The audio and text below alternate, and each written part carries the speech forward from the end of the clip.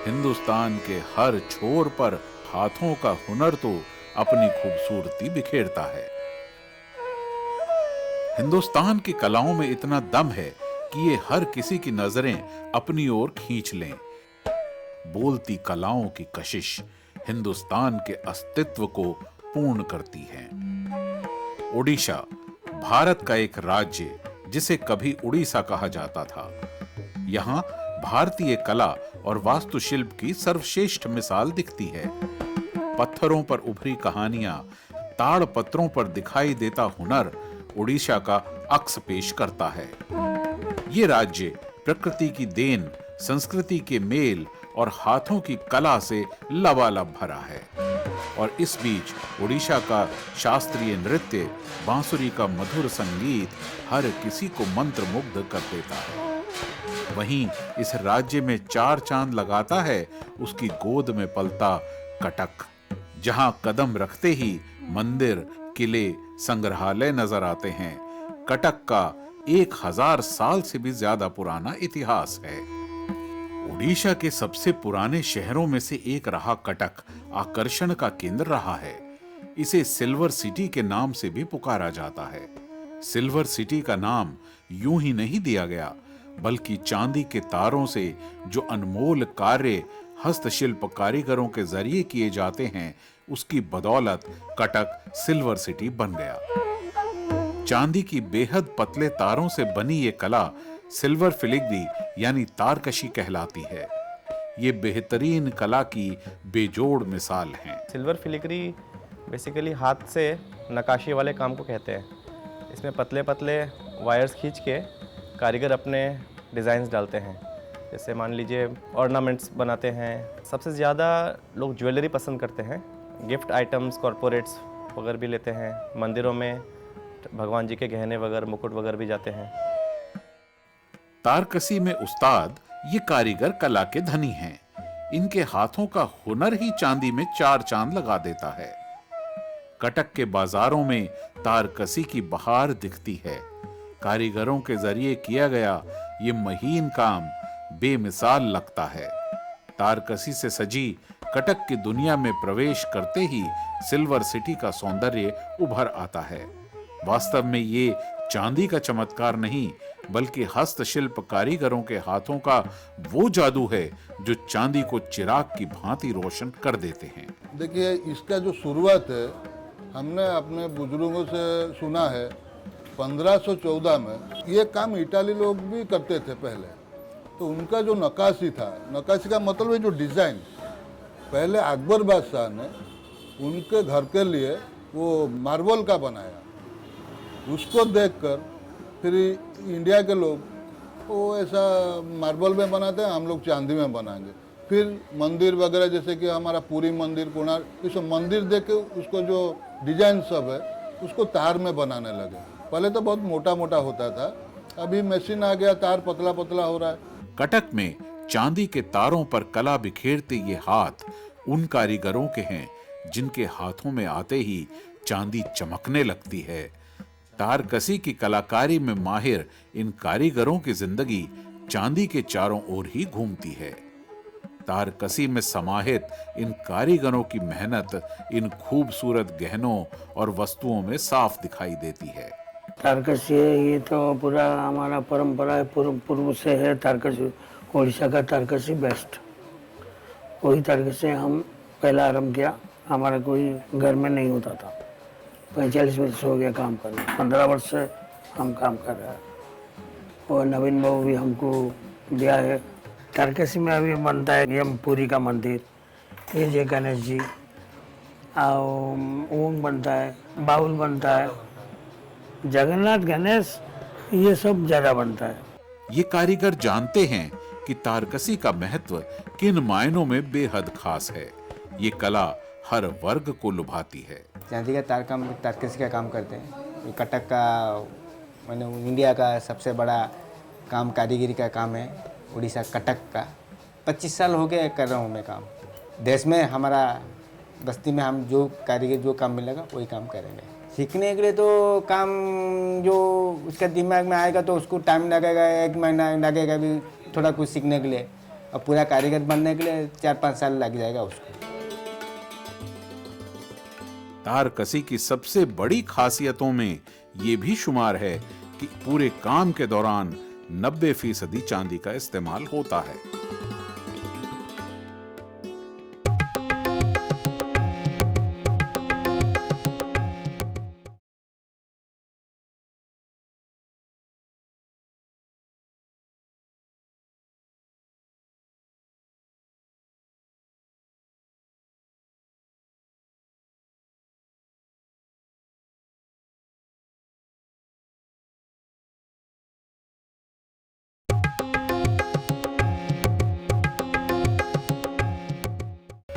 प्राकृतिक सुंदरता से घिरा उड़ीसा का लहलहाता वातावरण शांति की अनुभूति प्रदान करता है।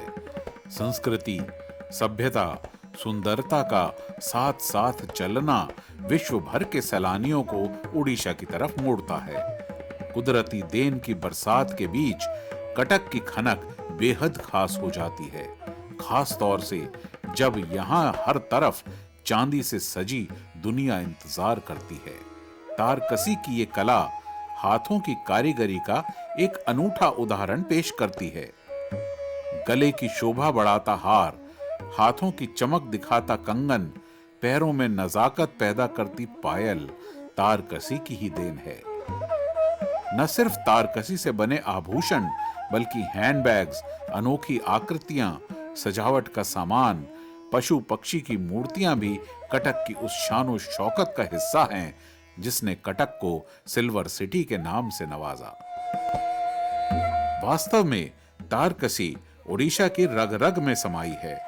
इन कारीगरों का काम दुर्गा पूजा और काली पूजा के वक्त और भी बढ़ जाता है, क्योंकि मां के पंडालों की सजावट में तारकसी कला का रंग जरूर दिखाई देता है। पूरे ओडिशा में सबसे ज्यादा तारकसी से जुड़े कारीगर कटक में हैं। तारकसी कला को लेकर इनकी गंभीरता इनके हाथों में दिखाई देती है। इसके अलावा कारीगर जिन तकनीकों का इस्तेमाल करते हैं उनमें ग्रेन्युलेशन, स्नो ग्लेजिंग और कास्टिंग जैसी तकनीक शामिल हैं। 150 साल से यहाँ रह रहे हैं। ये दुकान हमने 85 में शुरू की थी और पहले तो बहुत कम पूंजी से जो शुरू किए थे। समझिए पहले बहुत ट्रेडिशनल काम था ये, तो जो चीज़ एक कारीगर बना रहा है वही बना रहा था वो। उसने कुछ भी नई टेक्निक नहीं अपनाई, नया काम उसमें नहीं जोड़ा, नई डिज़ाइन नहीं जोड़ी।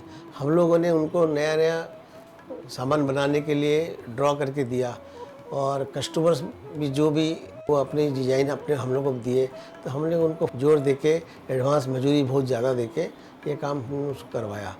चांदी के पतले तारों से बने आभूषण या अन्य वस्तुएं देखने में जितनी बेमिसाल लगती हैं, उतनी ही जटिल इसकी प्रक्रिया है। हमारा जो काम शुरू होता है पहले ड्राइंग के हिसाब से हम लोगों को तार बनाना पड़ता है। उसके बाद उसको क्या फ्लैट होगा, क्या एकदम राउंड रहेगा, ये सब हिसाब से पहले हम लोग एस्टिमेट कर लेते हैं कि एक मुकुट 1 किलो में बनेगा तो तार कितना, पत्थर कितना, ये सब बनाकर ले आते हैं। उसको फिर तपा के नरम बना देते हैं। फिर फ्रेमिंग होता है, फ्रेमिंग के बाद सेटिंग होता है, उसके बाद फिर सोल्डिंग होता है। सोल्डिंग में चांदी और कॉपर और जिंक ये तीनों मिला के सोल्डिंग मेटल बनता है। सोल्डिंग के बाद फिर फाइलिंग होता है, फाइलिंग के बाद पॉलिश होता है। सबसे पहले कारीगर आग की लपटों में चांदी को अच्छी तरह पिघलाते हैं। चांदी को एक रॉड शेप यानी डंडानुमा आकार में डालकर पानी में ठंडा किया जाता है, ताकि पिघली हुई चांदी को एक डंडे के समान सख्त आकार मिल सके। अब इस डंडानुमा चांदी को पतला करने की बारी है। इसके लिए चांदी की स्टिक को मशीन के अंदर डाला जाता है, जिससे ये मोटा चांदी का डंडा सपाट, लंबा और पतला हो जाता है।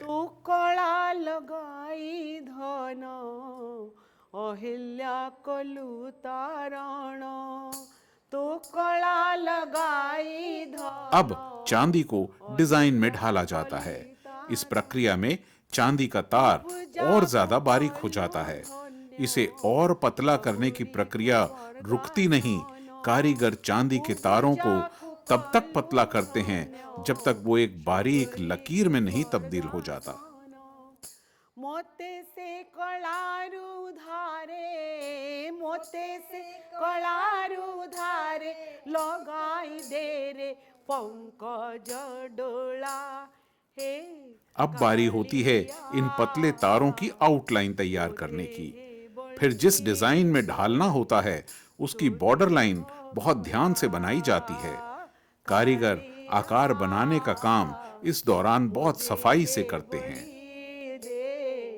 तो देह कळा ए रंग पसरा मोर कळा बेहुने असारा। एक सपाट प्लेट के ऊपर तैयार आकार को गरमाइश दी जाती है ताकि आकार में मजबूती आ सके। इसे हथौड़े से दबाकर बराबर भी किया जाता है। फाइलिंग, फिनिशिंग, पॉलिशिंग के जरिए कारीगर की मेहनत पूरी तरह रंग लाती है। भरोसा नहीं तेरो थोरे जे लागे तो करीब 2 दिन की इन प्रक्रियाओं से गुजरने के बाद तारकसी कला अपनी छटा बिखेरने को तैयार है। तारकसी के कारीगर इस बात का विशेष ख्याल रखते हैं कि जो भी डिजाइन वो चांदी के तारों के जरिए बना रहे हों उनमें जितना हो सके बारीक काम हो, जिसमें वो कामयाब भी रहते हैं।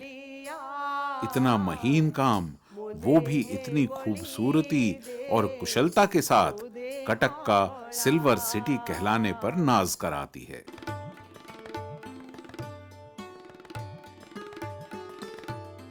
ऑल इंडिया में इधर कटक फेमस है सिल्वर फिलीग्री। थोड़ा छोटा गणेश होता है, छोटा छोटा मयूर होता है। बस दशहरा का दिन जो चांदी का मेड़ होता है, तब मुकुट होता है, गणेश दुर्गा माँ का मुकुट, ये सब बनाता है।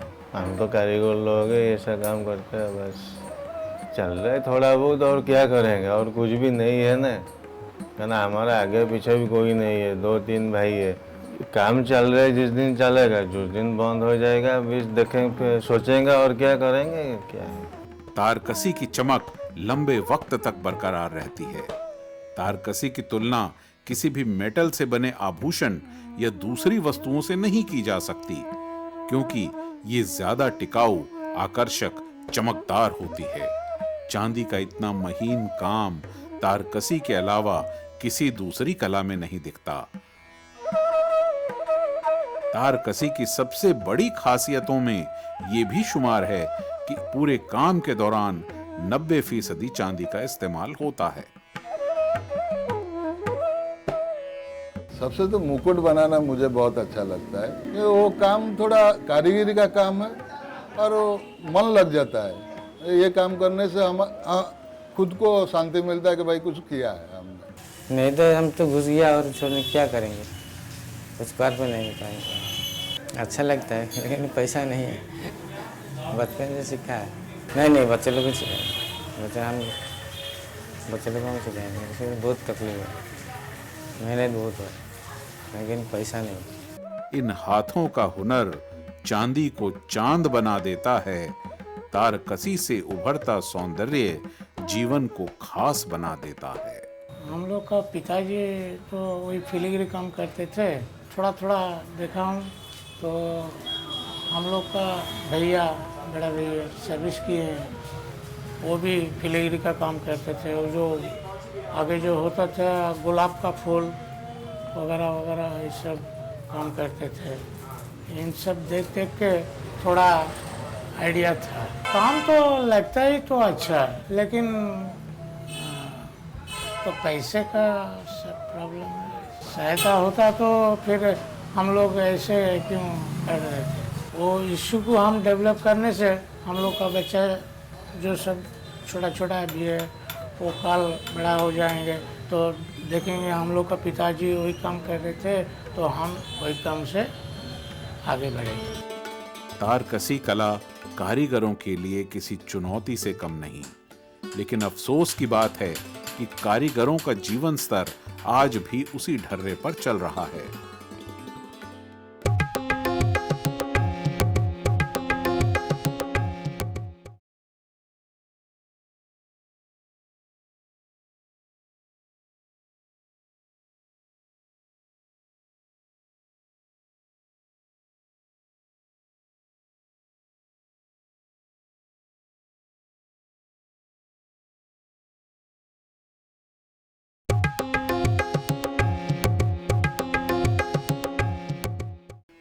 भुवनेश्वर से कटक के रास्ते में सड़क के किनारे रसगुल्लों से भरी परातें और कड़ाहियां वहां से गुजरते हर व्यक्ति को निमंत्रण देते से लगते हैं। चांदी के तारों की कला यहाँ कल भी मशहूर थी, आज भी है और कल भी रहेगी, क्योंकि ये कटक की किस्मत की सबसे बहुमूल्य लकीर है। चांदी का जहाँ तक का काम हमको जहाँ तक अंदाज है, अगर ये काम शुरू किया तो फ्यूचर बहुत अच्छा है इसका, और काम तो बनता ही है। ऐसा नहीं है कि काम बन नहीं रहा है, नई नई दुकानें रोज़ खुल रही हैं, नए नए ग्राहक जुड़ रहे हैं।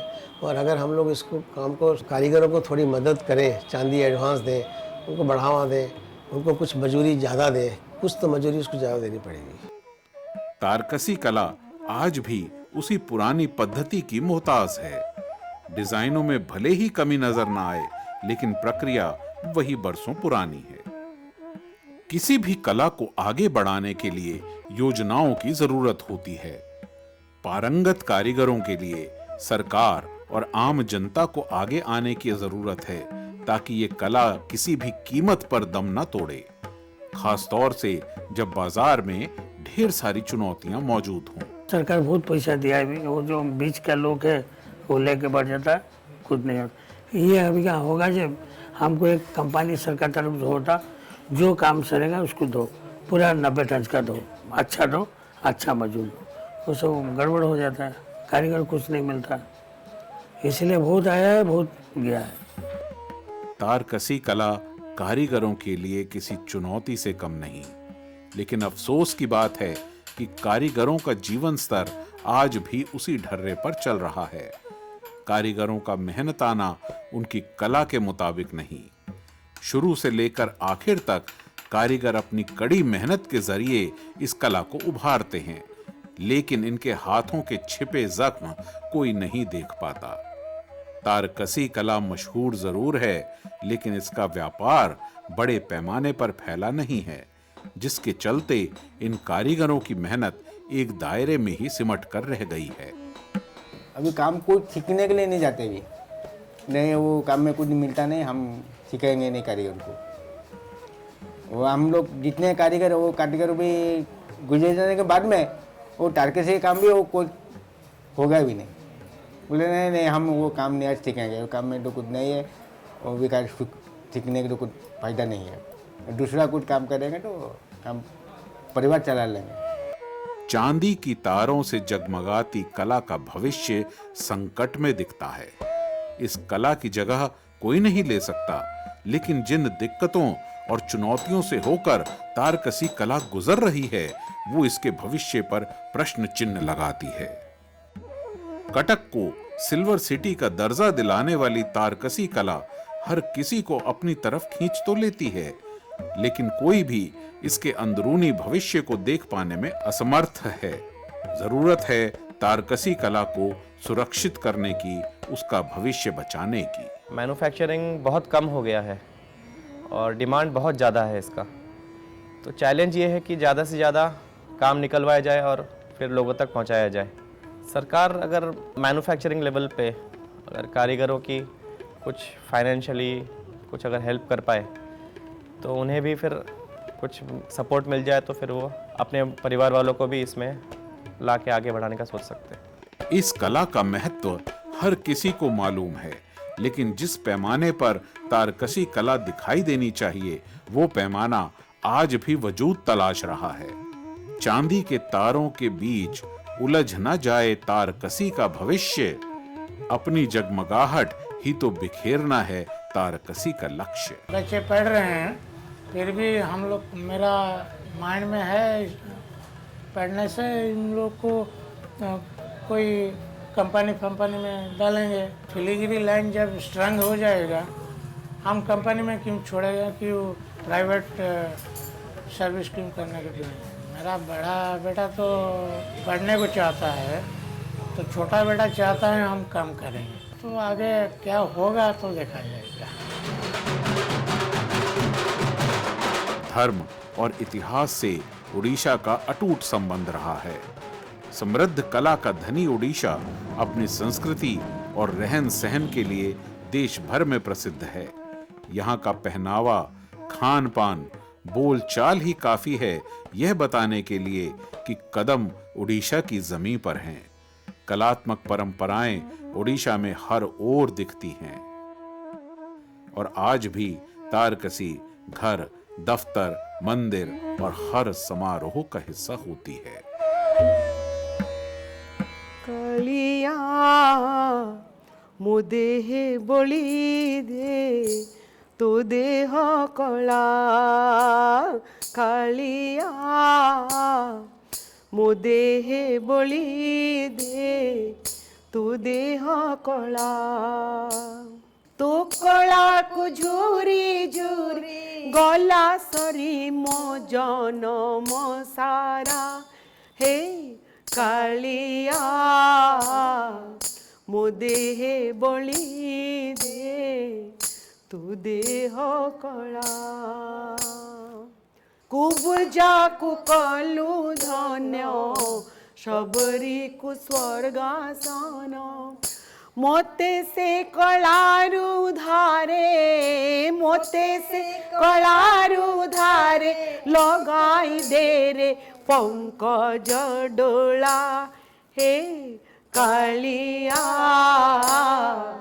मो देह बलि दे तो देह कला।